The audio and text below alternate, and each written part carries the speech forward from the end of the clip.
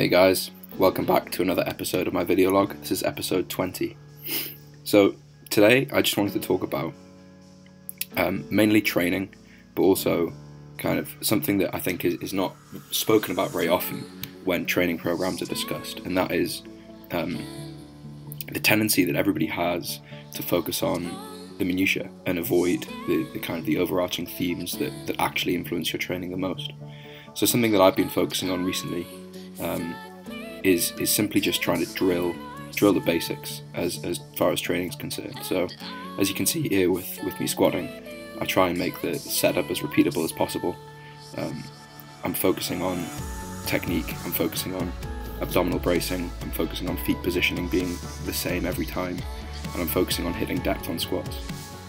And that's kind of signifies for me just a movement away from, a deliberate movement away from worrying about the specific numbers, the specific weights, and the specific sets and reps and total volume that I'm doing.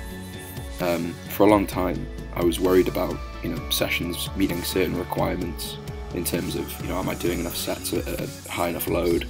What's my RPE? Where am I in my training cycle? What should I be doing, etc. And obviously, with handing over my training to Eric, it's allowed me to just forget about that aspect of things and really focus on just what is my squat form like? How can I improve it? What is my bench like? How can I improve it, etc. And as you can see here, with me benching, there's kind of an issue that I'm still dealing with, which is just keeping my bum on the bench, which I've actually found counterintuitively is made worse by wearing Olympic shoes. But it's an example of here. This is me kind of experimenting with slightly different setups. You'll see the third set I actually take the shoes off and the issues kind of improved. But the whole time, all I'm really thinking about is how can I improve my bench press rather than am I using enough weight and that kind of thing. So I guess that the take-home message is pick a program, and this is something we talk about a lot, but pick a program, trust it, follow it as closely and as consistently as you can, and see the sets and reps and loads as just a total volume prescription for a unit of time, rather than worrying about I missed this assistance exercise this day, so I'm not following the program anymore.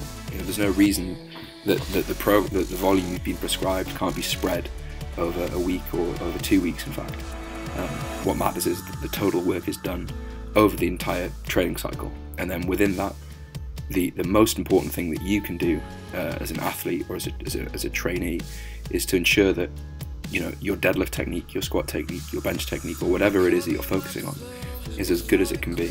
If you're a bodybuilder, are you correctly targeting the muscle groups that you're trying to target? Are you feeling a row where you're meant to be feeling a row? If you're a powerlifter, are your lifts, do they meet the legal form required by the federation?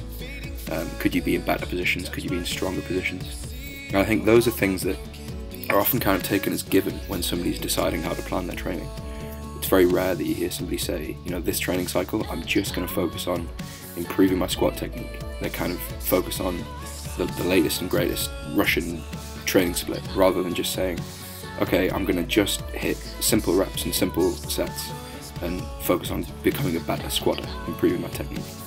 So that's something that I've been working on while following this DUP split that Eric's kindly given me, and it's something that I think I'm going to try and make a focus of my training moving forward, and not get so caught up in the specifics of what the actual cycle looks like.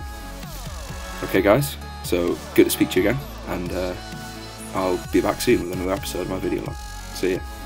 That is Yusuf from Propanefitness. Only protein. Only protein, and I'll just buy a pizza.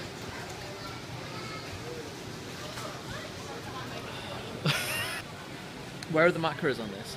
They're just in the front cover. It's per 100 grams. I'm gonna have to scan on my fitness pal, I think. You got your scales? No, I'll just scan it. It'll have it on the database somewhere, Okay. I think. It's got a barcode on.